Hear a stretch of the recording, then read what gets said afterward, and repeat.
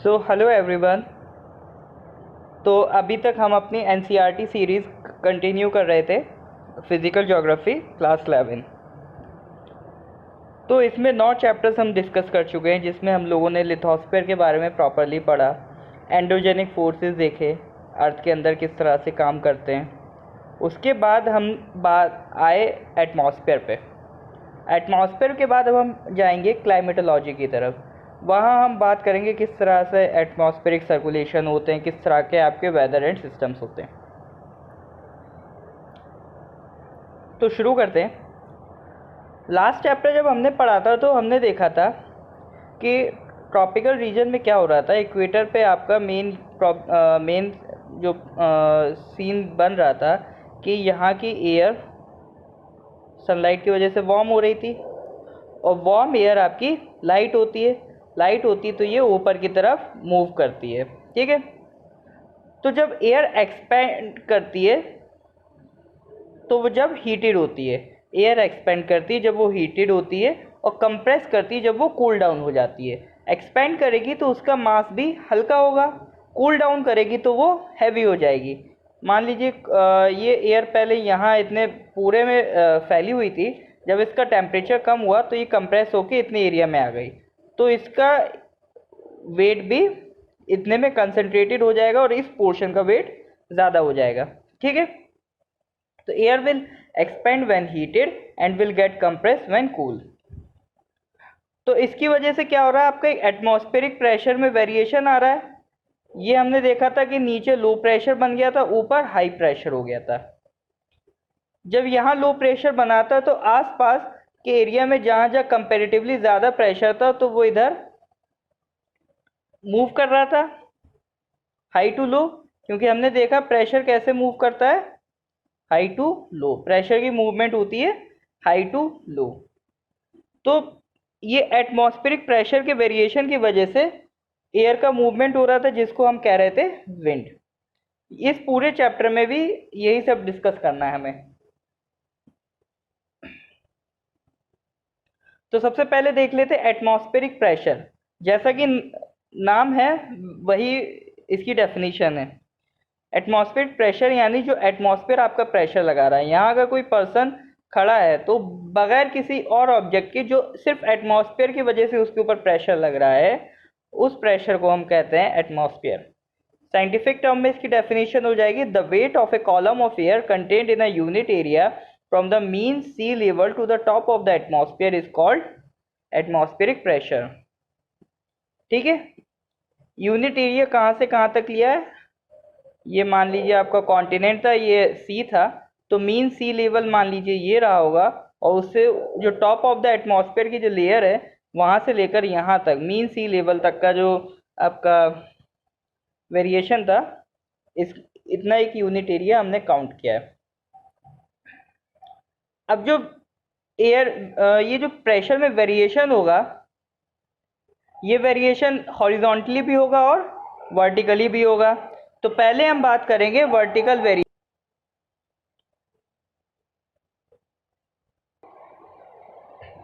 तो vertical variation of pressure की बात करें तो एक मिनट बस।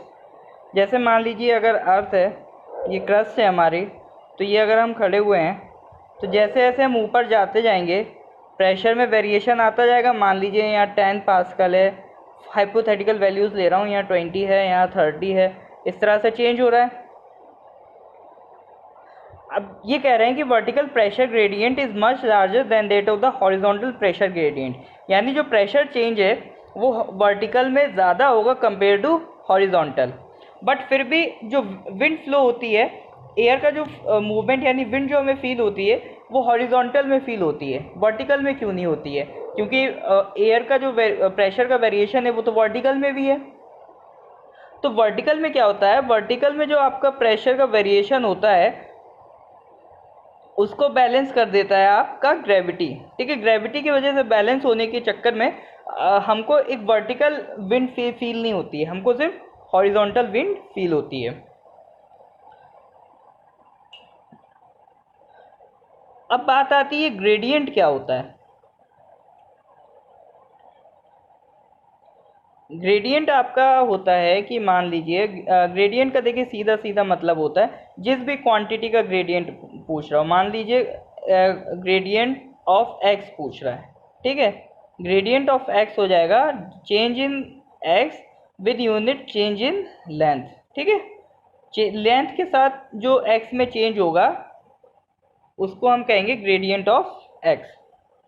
अगर आप नॉन साइंस बैकग्राउंड के हैं तो आपको बस इतना समझना है कि लेंथ डिस्टेंस बढ़ने के साथ साथ जो क्वांटिटी में चेंज हो, जैसे प्रेशर ग्रेडियंट है तो डिस्टेंस बढ़ने के साथ साथ प्रेशर में जो चेंज होता जाएगा उसको हम क्या कहेंगे, ग्रेडियंट। या फिर आप सिंपल सा ग्रेडियंट का मतलब चेंज से लेंगे, बदलाव, कि प्रेशर में कितना बदलाव हो रहा है। तो ग्रेडियंट प्रेशर का ज़्यादा है यानी वर्टिकल में ज़्यादा है, यानी वर्टिकल में जो प्रेशर का बदलाव है वो ज़्यादा है कंपेयर टू हॉरिजॉन्टल। यानी अगर वर्टिकल में हो रहा होगा 10, 20, 30 तो हॉरिजॉन्टल में हो रहा होगा 10, 15, 18, 20, इस तरह से कहने का मतलब है, ठीक है। इसके बाद आता है हॉरिजॉन्टल डिस्ट्रीब्यूशन ऑफ प्रेशर। तो जिस तरह से वर्टिकल में होता है उसी तरह से हॉरिजॉन्टल में भी होता है। हॉरिजॉन्टल में वेरिएशन की वजह से हमें विंड देखने को मिलती हैं। सिंपल सा लॉजिक है। जैसे कि ये आपकी जो लाइंस बनी हैं इनको हम कहते हैं आइसोबार्स। आइसोबार का मतलब होता है ऐसी लाइन जिन पे प्रेशर सेम हो।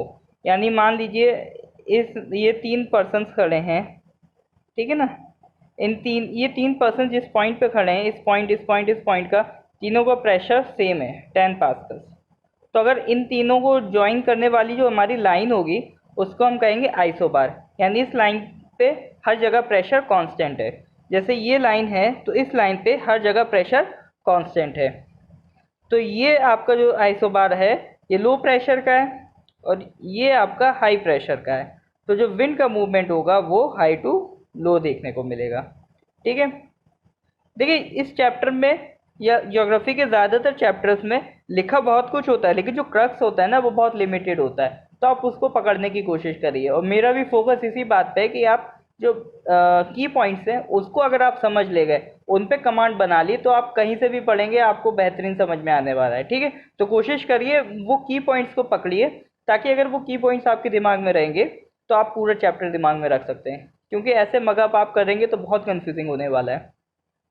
तो आगे बढ़ते हैं। हॉरिजॉन्टल डिस्ट्रीब्यूशन के बाद देखने फोर्सेस क्या क्या इफेक्ट करते हैं। जब विंड मूव करती है तो विंड की वेलोसिटी कितनी होती है। हम कहते हैं ना आज हवा बहुत तेज चल रही है, आज हवा बहुत स्लो चल रही है। क्या क्या फैक्टर्स होते हैं जो उसके लिए रिस्पॉन्सिबल होते हैं। तो 2-3 फैक्टर्स होते हैं, 3 मेन होते हैं। एक तो प्रेशर ग्रेडियंट, दूसरा फ्रिक्शनल फोर्स और तीसरा होता है Coriolis force. One by one देखते हैं। प्रेशर ग्रेडियंट हम लोग देख ही चुके हैं। प्रेशर ग्रेडियंट समझिए पहले। The difference in atmospheric pressure produces a force, ठीक है। अब जब प्रेशर में चेंज आता है उसकी वजह से फोर्स प्रोड्यूस होता है।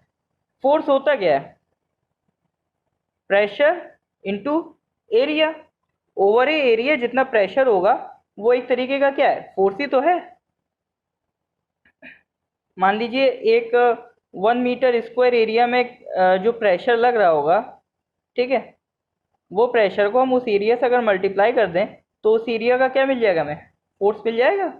Force simply pressure into area होता है। तो एक तरीके से बहुत ही क्लोज की चीज़ें हैं, ज़्यादा वेरिएशन नहीं है।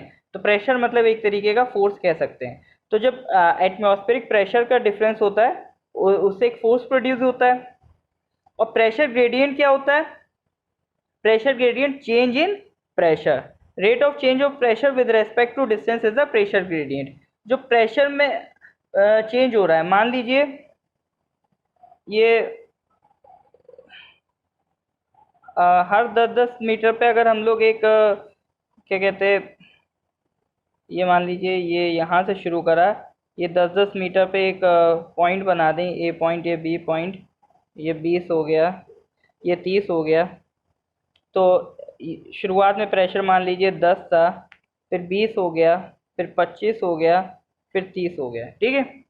तो प्रेशर ग्रेडियंट कैसे निकालेंगे, change in pressure upon change in distance. ए यहाँ ओ पॉइंट से ए में जाने में डिस्टेंस कितनी चेंज हुई, 10, और प्रेशर कितना चेंज हुआ, 10 से 20, तो वो भी 10। तो ग्रेडियंट कितना आ गया, 1। अब बी से ए से बी जाने में डिस्टेंस कितना चेंज हुआ, 10, ठीक है। और ए से बी में प्रेशर 5/10, 1/2। तो ये 1/2 क्या हो गया, प्रेशर ग्रेडियंट। तो इस प्रेशर ग्रेडियंट की वजह से जो फोर्स प्रोड्यूस होता है उसे कहते हैं pressure gradient force. Frictional force, जब विंड मूव करती है तो लोअर लेवल पे, ठीक है, अगर हम बात करें लोअर लेवल की, तो विंड के मूव करने से लोअर लेवल पर आपका क्या कहते हैं, एक फ्रिक्शन प्रोड्यूस होता है। उसी फ्रिक्शन की वजह से विंड की स्पीड पे इफेक्ट पड़ता है। Next is Coriolis force. ये हाँ प्रेशर ग्रेडियंट का एक डायग्राम है, यहाँ आप देख सकते हैं कि ये मान लीजिए लाइन है हाई प्रेशर की, ये एक आइसोबार है, इस पूरी लाइन पे प्रेशर सेम होगा, ठीक है। ये मान लीजिए प्रेशर घटता जा रहा है, तो ये हाई प्रेशर है, ये लो प्रेशर है, तो विंड कैसे मूव करेगी, हाई टू लो। तो यानी ये भी जो हम समझ सकते हैं कि जो प्रेशर ग्रेडियंट फोर्स होगा वो किसके परपेंडिकुलर होगा, आइसोबार के। अब ये तो आपका डायरेक्शन आ गया प्रेशर ग्रेडियंट फोर्स का, ठीक है। अब एक कोरियोलिस फोर्स भी होगी जो इसे आगे जाके अपोज करेगी, तो उसकी वजह से आपको याद रखना है जो जियोस्ट्रॉफिक विंड चलती हैं उसका जो डायरेक्शन होता है वो आइसोबार्स के पैरेलल आ जाता है। क्यों आ जाता है, क्योंकि कोरियोलिस फोर्स उसको अपोज कर रही है। दरअसल जो फ्रिक्शनल फोर्स है वो लोअर लेवल पे लगती है, बट थोड़ा अपर लेवल पे आप जाएंगे एटमॉस्फेयर में तो वहाँ फ्रिक्शनल फोर्स का इम्पैक्ट नेग्लिजिबल हो जाता है। वहाँ पर आपका सिर्फ दो ही फोर्स लगती है, प्रेशर ग्रेडियंट फोर्स और कोरियोलिस फोर्स। तो प्रेशर ग्रेडियंट फोर्स आपका लगता है आइसोबार्स के परपेंडिकुलर, और उनको अपोज करते हुए कोरियोलिस फोर्स उसके जस्ट अपोजिट लगता है। तो जिसकी वजह से जो विंड का डायरेक्शन है, जियोस्ट्रॉफिक विंड का डायरेक्शन, वो उसके आइसोबार्स के पैरेलल हो जाता है। तो कोरियोलिस फोर्स क्या होता है, देखिए कोरियोलिस फोर्स जो होता है वो अर्थ के रोटेशन से आता है। हमें पता है कि अर्थ जो है वेस्ट टू ईस्ट मूव करती है, ठीक है।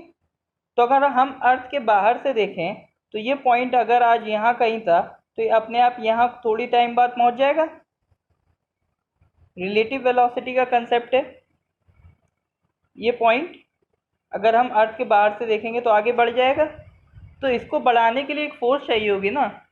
तो इस पॉइंट को अपने आप आगे बढ़ाने के लिए जो फोर्स मिल रही है वो कहाँ से मिल रही है, कोरियोलिस फोर्स से मिल रही है। उस फोर्स को हम क्या कहते हैं, कोरियोलिस फोर्स से कहते हैं।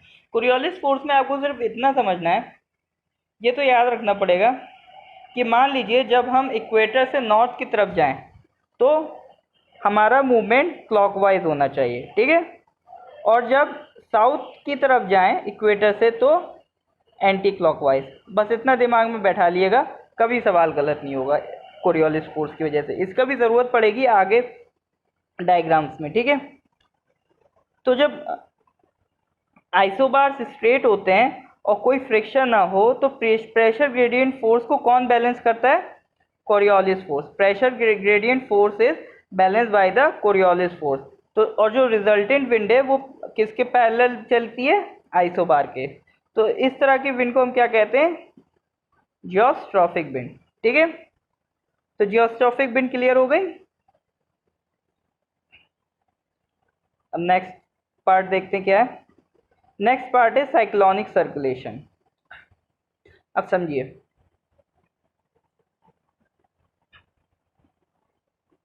हमने कहा था इक्वेटर पर जो भी आपका क्या कहते हैं एयर होगी, हीट अप होने की वजह से ऊपर मूव करेगी, तो ऊपर क्या बनाएगा, हाई, और नीचे क्या बनेगा, लो प्रेशर। लो बनेगा तो हर एरिया से विंड इसकी तरफ आएगी साइड से, और ये हाई होगा तो ये हाई अपने साइड तरफ जो लो होंगे उनकी तरफ भागेगा। तो यानी एक पैटर्न देखने को मिल रहा है, जो लो प्रेशर है वो कन्वर्जिंग होता है और जो हाई प्रेशर है वो डाइवर्जिंग होता है। यानी अगर लो प्रेशर है तो उसको सब घेरने की कोशिश करेंगे। लो प्रेशर मतलब अब यहाँ वैकेंसी आ गई है, भर्तियाँ चल रही हैं, सब आ जाओ, ठीक है। और हाई प्रेशर मतलब यहाँ फैक्ट्री लग गई है, सबको बुलाने जाएगा, आ जाओ तुम भी नौकरी कर लो, तुम भी नौकरी कर लो, इस तरह से, ठीक है। लो प्रेशर पे हर तरफ से विंड इसको कैप्चर करने की कोशिश करेगी, तो इस इधर क्या होगा, कन्वर्जेंस, और हाई प्रेशर पे डाइवर्जेंस। बस यही समझना था, ठीक है। यही मतलब है कन्वर्जेंस लो, मतलब यहाँ लो प्रेशर था, यहाँ पे कन्वर्जेंस होगा, फिर यहाँ पे जब विंड ऊपर गई होगी तो हाई प्रेशर हो गया होगा, हाई प्रेशर हो गया होगा तो डाइवर्जेंस, यहाँ से विंड मूव करेगी। फिर यहाँ कहीं हाई रहा होगा, तभी तो यहाँ से विंड इधर आई होगी, और यहाँ पर भी लो रहा होगा, ठीक है। अगर यहाँ हाई है तो यहाँ लो रहा होगा, क्योंकि तभी तो हाई से लो इधर विंड मूव कर पाएगी। तो इस तरह से कन्वर्जेंस डाइवर्जेंस चलता रहता है। तो अगर सर्कुलेशन लो के अराउंड हो रहा है तो उसको कहेंगे साइक्लोनिक सर्कुलेशन, और हाई के अराउंड हो रहा है तो उसको कहते हैं एंटी साइक्लोनिक सर्कुलेशन। यानी कहने का मतलब ऐसा है, ये मान लीजिए लो प्रेशर एरिया था, विंड इधर नॉर्थ हेमिस्फीयर की बात करते हैं, ठीक है। अब नॉर्थ हेमिस्फीयर में हमें क्या पता है, हमें पता है कि जो भी विंड है किधर डिफ्लेक्ट कर जाएगी, क्लॉकवाइज। या जब हम इक्वेटर से नॉर्थ पोल की तरफ जाएंगे तो विंड कैसे डिफ्लेक्ट होगी, कैसे होगी, अभी देखा था, देख लीजिए, ये कैसे जा रही है, क्लॉकवाइज, ठीक है।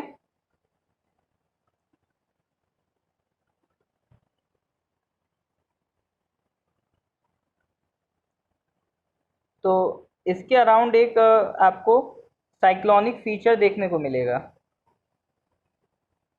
ये कुछ विंड आपका ऐसे जा रही होगी तो ये सब ऐसे मूव कर जाएंगे, ठीक है।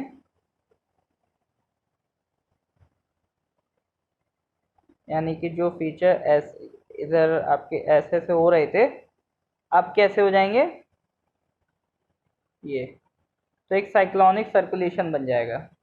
इसी को कहते हैं, अगर लो के अराउंड है तो साइक्लोनिक, और हाई के अराउंड है तो एंटी साइक्लोनिक। हाई वाला आप बना के देखिएगा।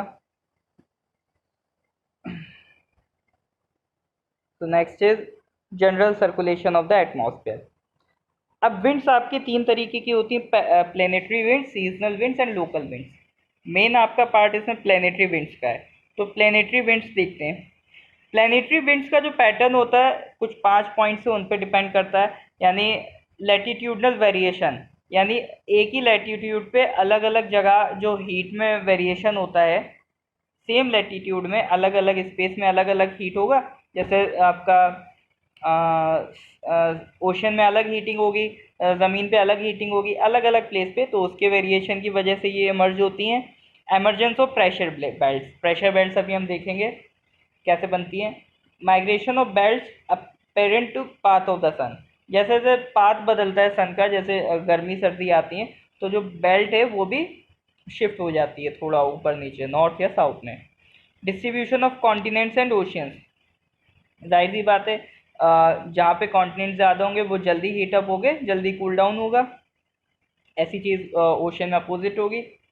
Rotation of the earth, rotation of the earth की वजह से हमें कोरियोलिस फोर्स मिलेगी, जिसकी वजह से आपकी ईस्टर्लीज और वेस्टर्लीज बनेंगी, वो भी आगे हम देखेंगे। तो जो प्लैनेटरी विंड्स के मूवमेंट का जो पैटर्न होता है उसको हम कहते हैं general circulation of the atmosphere. तो इनका मूवमेंट कुछ इस तरह से होता है। मान लीजिए ये इक्वेटर था, ठीक है। अब इक्वेटर से हमने देखा विंड मूव करती है ऊपर की तरफ, क्योंकि तो नीचे लो प्रेशर बनेगा, ऊपर हाई, हाई से क्या होती है, डाइवर्ज होती है, तो ये इधर साइड भी जाएंगी और इस साइड भी जाएंगी। ये मान लेते हैं नॉर्थ साइड है, ये साउथ साइड है, तो जैसा नॉर्थ में बिहेवियर होगा वैसे ही साउथ में भी होगा। तो ये चली तो थी डाइवर्ज होते होते, बट क्या इसमें इतनी एनर्जी होगी कि ये बिल्कुल पोल तक पहुंच जाए, नहीं, इतनी तो नहीं होगी। तो ये क्या होगी, कहीं कहीं अराउंड 30 डिग्री तक पहुंचती हैं, फिर ये कूल डाउन होने की वजह से ये सिंक करने लगती हैं। तो ये 30 डिग्री पे सिंक करेंगी। जब ये 30 डिग्री पे सिंक करेंगी तो यहाँ पर 30 डिग्री पर जब ये सिंक करेंगी तो यहाँ पर हाई प्रेशर है, हाई प्रेशर बनाएंगी ना। जब यहाँ पर सिंक हो करेंगी तो यहाँ पर क्या जनरेट होगा, हाई प्रेशर। अब हाई प्रेशर डाइवर्ज होता है, डाइवर्ज करता है तो इधर भी जाएगा और इधर भी जाएगा। जब इधर जाएगा तो एक सेल कंप्लीट हो गई, हो गई, एक सर्कुलेशन कंप्लीट हो गया। यही एटमॉस्फेरिक सर्कुलेशन का एक पार्ट है। तो ये सेल कंप्लीट हो गई, इसको हमने नाम दे दिया हैडले सेल। ठीक है। इसी की तरह जब ये इधर आगे की तरफ डाइवर्ज होगा तो ये मूव करेगी एयर। अब देखिए ये एयर जो है ये इक्वेटर से आ रही है और इधर पोल से भी एक एयर चलेगी, पोल पे भी प्रेशर हाई होगा, टेम्परेचर कम होने की वजह से यहाँ भी एयर सिंकी कर रही होगी, तो यहाँ भी डाइवर्ज करेगी तो इधर साइड जाएगी। अब यहाँ भी एयर आ रही है, यहाँ से भी एयर आ रही है, लेकिन दोनों में फ़र्क है। ये जो पोल से एयर आ रही है ये कोल्ड होगी कंपेयर टू ये जो इक्वेटर से आ रही है, ये वार्म एयर है, और वार्म एयर हल्की होने की वजह से लिफ्ट करेगी। ठीक है। तो यहाँ इसका अपलिफ्टमेंट होगा, तो ये एक सेल कंप्लीट करेगी, तो ये भी ऊपर जाएगी, ऊपर जाएगी तो यहाँ लो था। जब ये इधर से इधर जा इधर से भी एक एयर आ रही, इधर से भी एक एयर आ रही, तो इधर यानी कन्वर्जेंस है, कन्वर्जेंस है तो यहाँ पर एक लो प्रेशर बनेगा। ठीक है ना। तो ये एयर ऊपर की तरफ मूव करेंगी, ये वाली एक सेल कंप्लीट करेगी इसी तरह से, इसको कहेंगे फेरल सेल। और ये वाली जो पोलर से एयर आ रही थी ये जब ऊपर जाएगी फिर ये भी, इसके पास भी एक ऑप्शन रहेगा, कुछ हिस्सा इधर डाइवर्ज हो गया, कुछ इधर आ गया, जो इधर पार्ट आ गया और फिर ये भी ऊपर जाके हाई बनाएगा। यहाँ पर हाई से डाइवर्ज हो रहा है, डाइवर्ज होके पोल के अल्टीट्यूड में तो लो बन रहा होगा क्योंकि नीचे हाई था, फिर यहाँ पे कन्वर्ज हुआ, फिर यहाँ कन्वर्ज होने के बाद फिर यहाँ नीचे गिरा। ठीक है। क्योंकि यहाँ से एयर चली गई थी ना तो यहाँ पे लो हो गया था, तो यहाँ से फिर एयर फ्लो होके इधर सर्कुलेट हुई। ठीक है। यानी कि पहले आपके इक्वेटर से एयर चली, इक्वेटर से ऊपर मूव करी, हाई बनाया, हाई से डाइवर्ज हुई, डाइवर्ज हुई 30 डिग्री तक गई, 30 डिग्री पे गिरने लगी, गिरने के बाद यहाँ पर हाई आया 30 डिग्री पर और वहाँ पर आपका डाइवर्ज हुआ। तो एक तो इक्वेटर की तरफ जो गई उसने आपका हेडले सेल बनाया, फिर दूसरी साइड आपकी 60 डिग्री नॉर्थ की तरफ गई, जो 60 डिग्री नॉर्थ की तरफ गई और उधर से आपका पोल से भी एक 60 डिग्री नॉर्थ की तरफ आ रही थी। दो विंड्स देखने को मिल रही थी 60 डिग्री नॉर्थ की तरफ। दोनों में फ़र्क क्या था कि जो पोल से आ रही थी वो ज़्यादा कोल्डर थी कंपेयर टू जो इक्वेटर से आ रही थी। तो जो आपकी इक्वेटर वाली है वो अपलिफ्ट कर जाएगी। अब दो विंड्स आ रही हैं तो 60 डिग्री नॉर्थ के लो पर तो वहाँ पर आपका कन्वर्जेंस की वजह से लो प्रेशर बनेगा। अब ये ऊपर जब एयर अपलिफ्ट करेगी, अपलिफ्ट की वजह से ऊपर हाई प्रेशर बनाएगी, यहाँ ऊपर हाई प्रेशर बनाएगी तो यहाँ से एयर डाइवर्ज करेगी, डाइवर्ज करेगी तो एक साइड इधर जाएगी तो फेरल सेल बनेगा और दूसरी साइड जाएगी तो पोलर सेल बनाएगा। तो ये पूरा हेडले सेल, फेरल सेल और पोलर सेल की कहानी थी। ठीक है। इसके बाद ये कुछ इस तरह से आप फिगर देख सकते हैं। ये यहाँ पर ये जो रेड में आपका हॉटर विंड्स है और ब्लू में कोल्डर विंड्स है, Hadley cell, Ferrel cell and polar cell. तो ये तो हो गया general circulation of the atmosphere.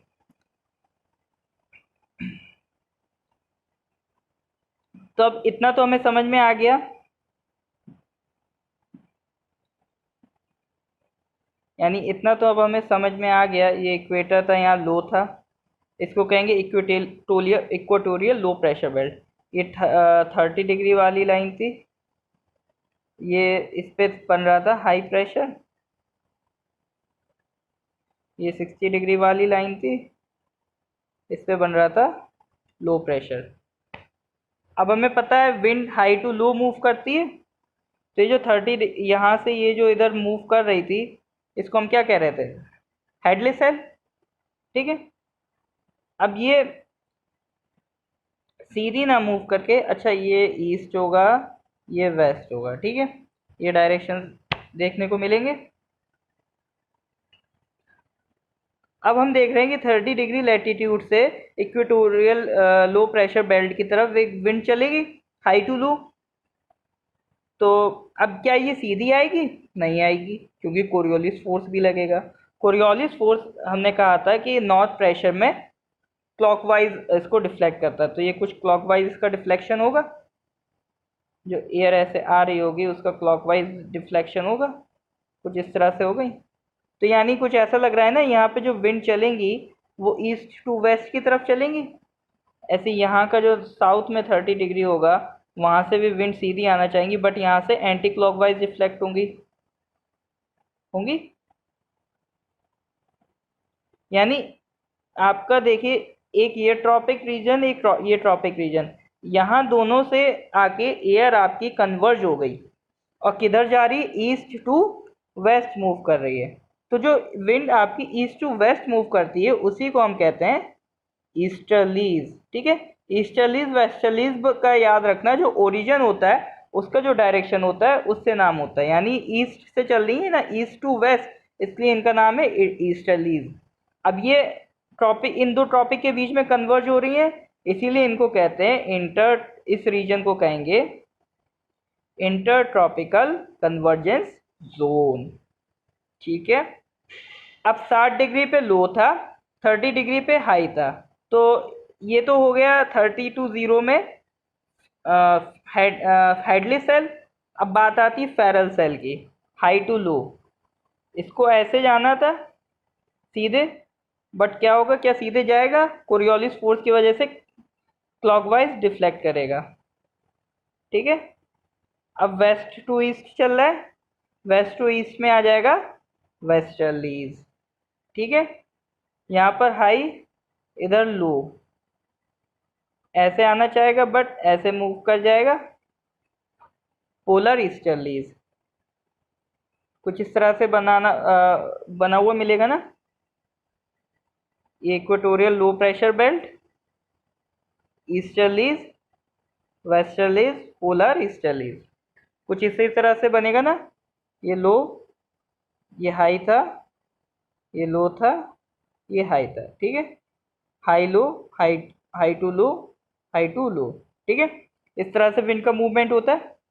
तो हम लोगों ने एटमॉस्फेरिक सर्कुलेशन देख लिया और ईस्टर्लीज और वेस्टर्लीज देख लिया।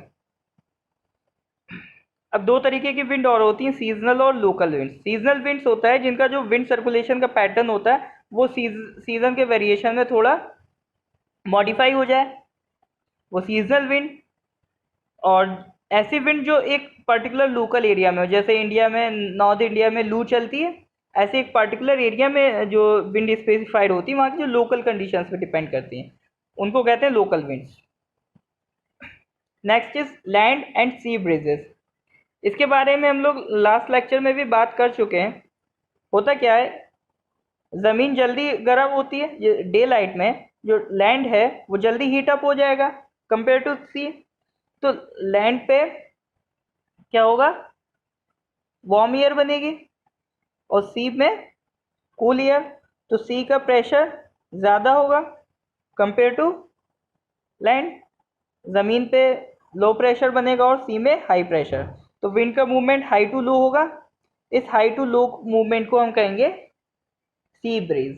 दिन में क्या बन गई, सी ब्रीज। इसी तरह से रात में होगा, रात में क्या होगा, ज़मीन तो जल्दी ठंडी हो जाएगी तो वहाँ पे हाई प्रेशर होगा, बट समंदर देर से गर्म हुआ था तो देर से ठंडा भी होगा, तो यहाँ पे वार्म एयर की वजह से लो प्रेशर होगा। यहाँ पे अब मूवमेंट होगी high to low, high to low movement, उसको कहेंगे हम लैंड ब्रीज, ठीक है। ये लैंड ब्रीज और सी ब्रीज का कंसेप्ट था। अब माउंटेन एंड वैली विंड्स देख लेते हैं। माउंटेन में क्या होता है, दिन में ये टिप वाला पार्ट जल्दी गर्म हो जाएगा, तो यहाँ से वार्म एयर निकलेंगी, तो यहाँ लो प्रेशर होगा। यहाँ पे टिप के कंपेयर में टेम्परेचर कम होगा तो कूलर पोर्शन मिलेगा, तो यहाँ पर प्रेशर हाई होगा। इन इस यहाँ हाई टू लो कुछ विंड ब्लो करेंगी, वैली से माउंटेन की तरफ विंड ब्लो करेंगी ना, उनको कहेंगे वैली विंड्स, ठीक है। हाई टू लो, रात में इसका उल्टा हो जाएगा। रात में क्या हो जाएगा, ये पोर्शन कूल डाउन हो जाएगा, ये वार्म होगा, ठीक है ना। ये पोर्शन देर से गर्म, ये पोर्शन टिप का है ना, तो ये अल्टीट्यूड हाई होने की वजह से जल्दी कूल डाउन हो जाएगा। जब ये पोर्शन कूल डाउन हो जाएगा, ये हम लोगों ने टेम्परेचर इन्वर्जन में भी देखा था, तो ये नीचे स्लाइड आके होके आएगा, स्लाइड होके आएगा। जो वार्म एयर है वो ऊपर की तरफ अपलिफ्ट कर जाएगी, तो नीचे वाला पोर्शन कूलर, ऊपर वाला वार्मर। तो यहाँ पर आपका जो पहले हमने कहा था ना कि हाइट बढ़ने के साथ साथ टेम्परेचर घटना चाहिए, बट यहाँ देखो टेम्परेचर कम है, यहाँ ज़्यादा। जब ये मास इधर शिफ्ट हो जाएगा, तो इसी कंडीशन को कहते हैं टेम्परेचर इन्वर्जन, ठीक है। Next is air masses. अब क्या होता है, मान लीजिए एक रीजन में, हॉरिजॉन्टल रीजन में एक सर्टेन एरिया है। अब ये एरिया एक टाइम के बाद इसके सारे मॉलिक्यूल्स इक्विलिब्रियम में आ जाते हैं, यानी इस पूरे एरिया की जो प्रॉपर्टीज है लगभग लगभग सेम हो गई। एक बड़ा सा एरिया है, उस पर जो जितनी भी एयर है, ठीक है, उस पर लगभग प्रॉपर्टीज सेम हो जाए। कंडक्शन में हमने देखा था ना, दो बॉडीज जब तक टेम्परेचर फ्लो करेगा जब तक दोनों का टेम्परेचर सेम ना हो जाए। इसी तरह की कंडीशन मान लीजिए इतना एरिया इक्विलिब्रियम में आ गया। अब यहाँ पे कोई टेम्परेचर फ्लो नहीं, एक ही तरह का इसमें होमोजीनियटी आ गई है। एग्जैक्ट नहीं आएगी, लेकिन लगभग लगभग एक ही तरह की प्रॉपर्टी शो करने लगेगा ये एरिया, ठीक है। तो इस तरह के वास्ट एरिया को हम कहते हैं एयर मास। ये क्या कहलाएगा, air mass. When the air remains over homogeneous area for a sufficiently longer time, it acquires the characteristics of the area.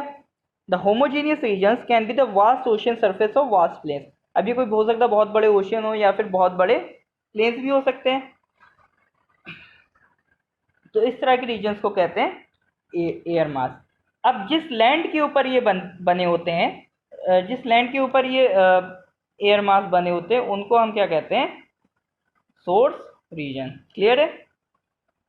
अब एयर मासेस अलग अलग तरीके के होते हैं, अलग अलग रीजन के हिसाब से। जैसे वार्म ट्रॉपिकल और सब ट्रॉपिकल में अलग होंगे, सब ट्रॉपिकल हॉट डेजर्ट्स में अलग होंगे, तो उनके हिसाब से नेमिंग कर रखी है अलग अलग। जैसे maritime tropical, continental tropical, maritime polar, continental polar, continental Arctic, ठीक है।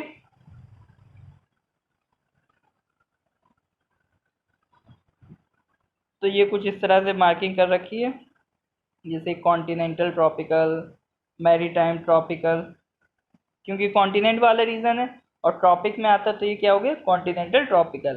अब ये ट्रॉपिक में आता है रीजन, बट ये ओशन का है तो मैरीटाइम ट्रॉपिकल। अब ये पोलर रीजन में आता है, बट कॉन्टिनेंट का है तो कॉन्टिनेंट पोलर, मैरीटाइम पोलर। इस तरह से इसका डिवीज़न हो जाएगा, ठीक है। तो ये बात हो गई एयर मास की। अब बात आती है फ्रंट्स।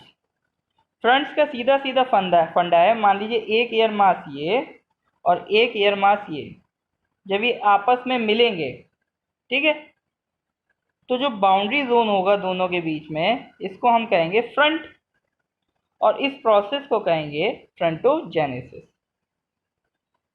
चार तरीके के फ्रंट्स होते हैं, कोल्ड, वार्म, स्टेशनरी, ऑक्लूडेड। मान लीजिए एक एयर मास ये चल के आया, एक एयर मास ये, दोनों स्टेशनरी हो गए। इस तरह से मान लीजिए ये मूव नहीं कर रहे हैं, बस एक कोल्ड एयर मास इधर रखा है, ये कोल्ड एयर मास इधर रखा है, और वार्म एयर मास इधर। तो इस तरह के एयर मास को कहेंगे स्टेशनरी, ठीक है। अब एक होता कोल्ड फ्रंट।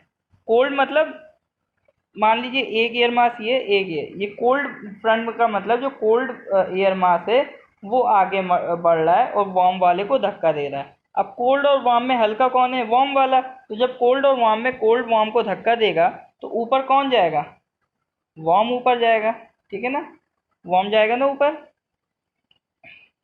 तो इस तरह के फ्रंट को कहते हैं कोल्ड फ्रंट। यहाँ पे कोल्ड धक्का दे रहा है वार्म को। अब वार्म फ्रंट में क्या होता है, वार्म फ्रंट में कोल्ड एयर मास नहीं, वार्म एयर मास मूव करता है। भले वार्म एयर मास मूव करे, बट ऊपर तो वार्म फ्रंट जाएगा, ठीक है ना। तो इधर तो कोल्ड एरिया रहेगा, बट इसके ऊपर वार्म फ्रंट बढ़ जाएगा। अब वार्म फ्रंट जो है ग्रेजुअली बढ़ेगा, तो उसकी वजह से रेनफॉल भी ज़्यादा देर तक होगी और प्रॉपर होगी। अगर कोल्ड एयर मास खुद बढ़ेगा तो कोल्ड फ्रंट, और वार्म एयर मास बढ़ेगा तो warm front. Next is occluded front. इसमें क्या होता है, इसमें जब एक एयर मास पूरी तरह से ज़मीन से उठ के ऊपर की तरफ निकल जाए, उस तरह के जो फ्रंट बनते हैं उसको कहते हैं ऑक्लूडेड फ्रंट। जैसे आराम से इधर वार्म था इधर कोल्ड था, लेकिन वार्म और कोल्ड एक दूसरे को पुश करने की कोशिश कर रहे हैं, तो ये कोल्ड इधर से धक्का लगा रहा है, वार्म इधर से लगा रहा है।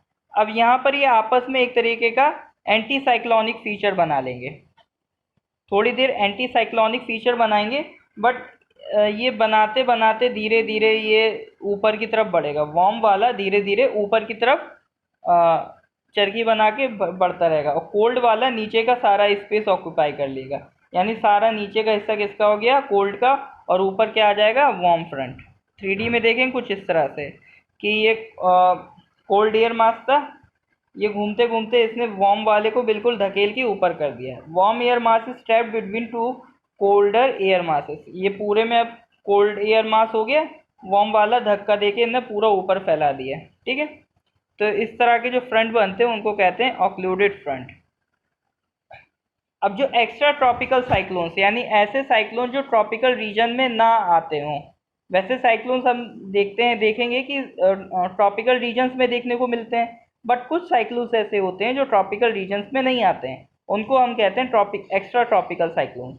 उनका फॉर्मेशन ऑफ रीजन जो होता है वो यही ऑक्लूडेड फ्रंट्स होते हैं।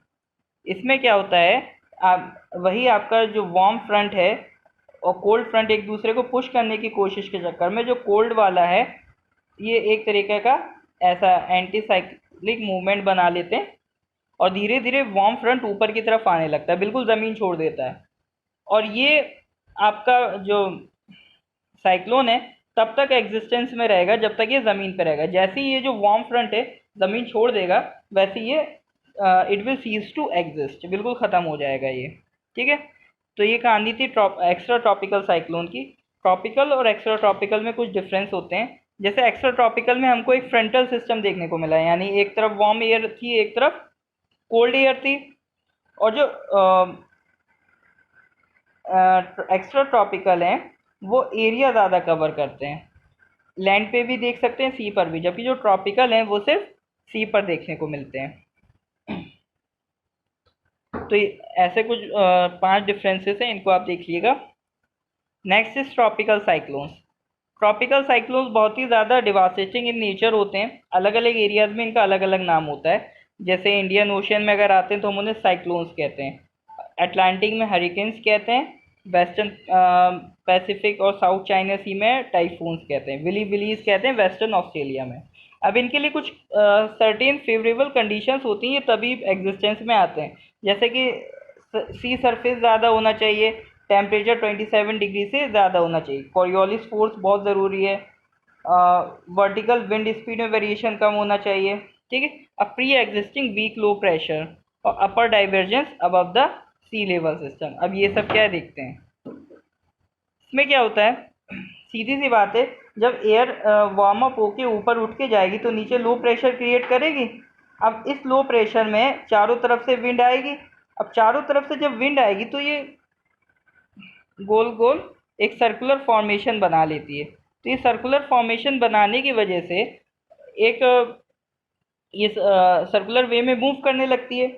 अब इसको एनर्जी कौन दे रहा है, इसको एनर्जी दे रहा है मॉइस्चर। जैसे जैसे मॉइस्चर यहाँ ओशन से कंडेंस होता जाएगा उसी स्पीड से आपका ये साइक्लोन मूव करता जाएगा। तो जैसे ये लैंड को टच करेगा, तो जब ये लैंड को टच करते हैं तो उस पोजीशन को क्या कहते हैं, लैंडफॉल। तो जैसे ये लैंड को टच करेगा तो इसका मॉइस्चर से कनेक्शन कट जाएगा और कुछ टाइम में ये अपने आप ख़त्म हो जाएगा। तो ये तो हो गया आपका cyclone. Next is thunder storms and tornadoes. Thunder storm एक तरीके का आपका प्रेसिपिटेशन है, बट उसमें लाइटनिंग इन्वॉल्व होती है और हाई साउंड इन्वॉल्व होती है। शॉर्ट ड्यूरेशन के लिए होते हैं, एक छोटे एरिया में आते हैं, बट ज़्यादा वायलेंट होते हैं। इसकी भी कंडीशन यही रहती है कि जब बहुत ज़्यादा इंटेंस हीटिंग की वजह से जो मॉइस्ट एयर होती है वो आसमान में पहुंचती है, जस्ट लाइक दिस। ठीक है, मॉइस्ट एयर आपकी आसमान में पहुंचेगी तो ये अपड्राफ्ट होगा। अपड्राफ्ट होने के बाद यहाँ पे चार्जेस के कुछ फ्लो होते हैं, कुछ इलेक्ट्रिक चार्जेस प्रोड्यूस होते हैं। उन इलेक्ट्रिक चार्जेस की वजह से हमें लाइटनिंग देखने को मिलती है।